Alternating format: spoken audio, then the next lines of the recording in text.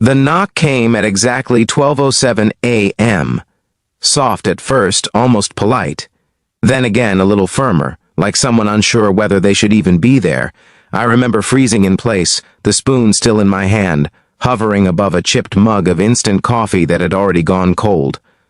No one ever knocked on my door that late, not in that quiet part of Cedar Falls, Iowa, where nights felt heavier than silence itself. For a moment, I considered ignoring it. But something about that second knock. It wasn't demanding. It wasn't desperate either. It felt uncertain, like whoever stood outside wasn't sure they deserved an answer. And that's what made me walk to the door. Before we go any further, if you believe in kindness, in second chances, and in the quiet moments that change lives forever, take a second right now to like this video, leave a comment, share it with someone who needs hope, and subscribe to the channel. Stories like this deserve to be felt together. When I opened the door, the cold night air slipped in first, followed by her. Her name, I would later learn, was Clara. But in that moment, all I saw was a woman in her late 20s, standing under the flickering porch light, wrapped in a thin gray sweater that clearly wasn't enough for the biting December wind. Her hair was slightly damp, like she'd been walking for a while, and her eyes were the kind that carried stories they didn't want to tell. She didn't look at me right away. Instead, she glanced down at her hands, clasped tightly together, as if holding herself from falling apart. Then, almost in a whisper, she said she was sorry for bothering me so late, and asked if I had any sugar she could borrow. Sugar. At midnight. It didn't make sense. But something about the way she said it, like the word itself didn't matter, made me step aside and let her in without asking questions. I lived alone, had been for years. Ever since life had slowly unraveled into something quieter, smaller. My days were predictable, my nights even more so. Work, dinner, silence, repeat. People stop knocking on your door when your life becomes that simple. But there she was, standing in my kitchen now, her eyes scanning the room like she was trying to memorize it. Or maybe trying to calm herself. I handed her a small jar of sugar, but she didn't take it immediately. Instead, she wrapped her arms around herself and took a slow breath, like she had finally reached somewhere safe, even if she didn't fully believe it yet. That's when I realized she hadn't come for sugar. Not really. She hadn't even looked at it. Minutes passed in a strange, quiet tension, the kind that feels heavy but not uncomfortable, like two strangers standing on the edge of something they don't understand yet.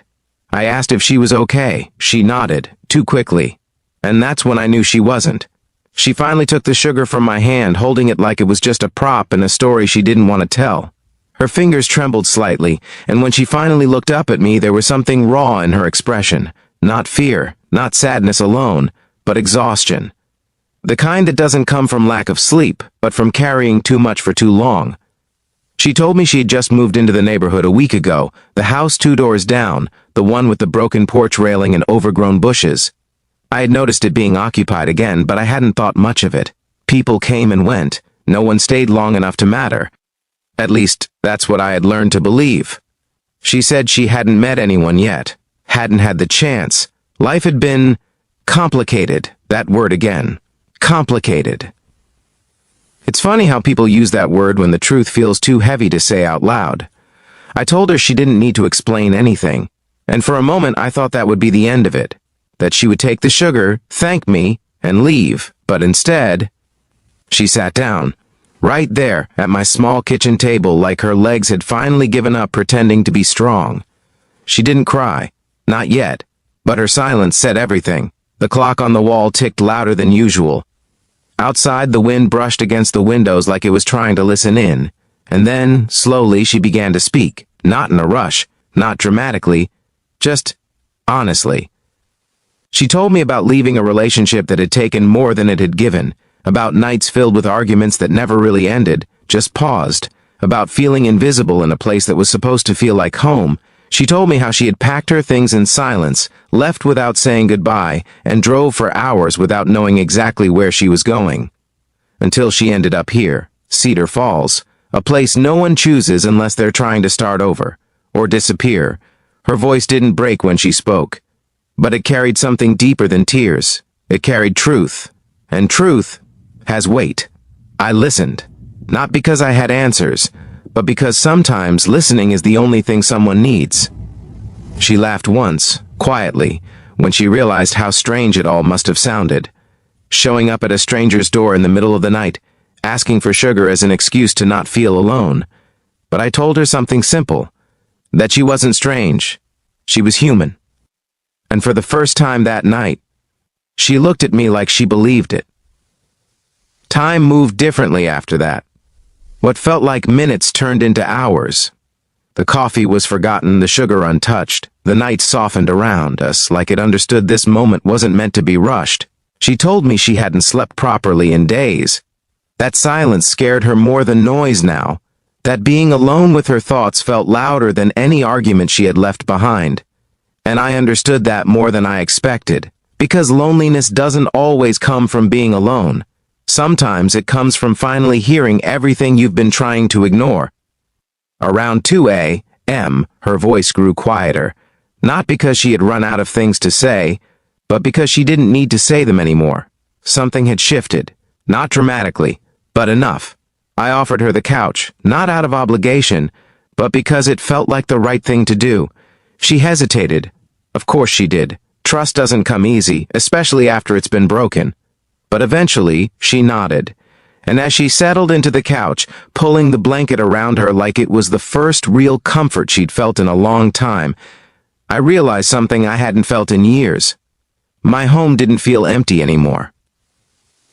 That night changed more than I expected. The next morning, sunlight filled the room differently. Warmer somehow, softer. She was still there, not as a stranger anymore, but not quite familiar either. Something in between. She made coffee, real coffee this time, and for the first time since she arrived, she smiled. It wasn't perfect, but it was real. Days turned into weeks after that. She didn't stay permanently, of course. She had her own place, her own life to rebuild. But something connected us. Not romance, not immediately, but understanding. We became steady. She would come by in the evening sometimes, sit at the same table, talk about small things. Work, weather, memories that didn't hurt as much anymore. And slowly, she began to change. Not into someone new, but back into someone she had forgotten. Stronger, softer, whole. And me? I changed too, without realizing it at first. I started leaving the porch light on, just in case, because sometimes people don't come for what they ask. They come for what they need. If this story is touching your heart so far, don't forget to like, comment, and share it with someone who believes in quiet miracles. And subscribe if you want more stories that remind you how powerful simple moments can be. One evening, weeks later, she stood at my door again. Not at midnight this time, but just as the sun was setting. She wasn't holding anything. No excuses, no sugar, just herself, and she looked different. Not because her life had become perfect, but because she had faced it. She told me she was leaving, not running this time, but moving forward. A new job in another city, a fresh start, built on her own terms. And as she stood there, I realized something that surprised me. I wasn't sad, not really, because some people don't come into your life to stay forever.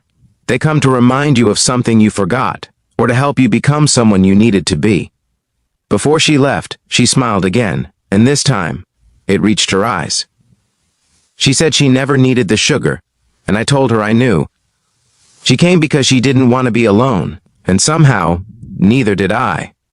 Now, before we reach the end of this story, I have a small request for you. Comment the word kindness below if you believe one simple act can change someone's life forever. Because it can. I've seen it. That night, at 12:07 a.m., she walked away slowly, not looking back, but she didn't need to. Some stories don't need endings. They just need moments that matter. And that night, it mattered. More than anything. If this story stayed with you, if it made you feel something real, take a moment to like, comment, and share it. Because sometimes, the smallest stories carry the biggest truths. And sometimes, a knock at midnight isn't about sugar at all. It's about finding light when everything else feels dark.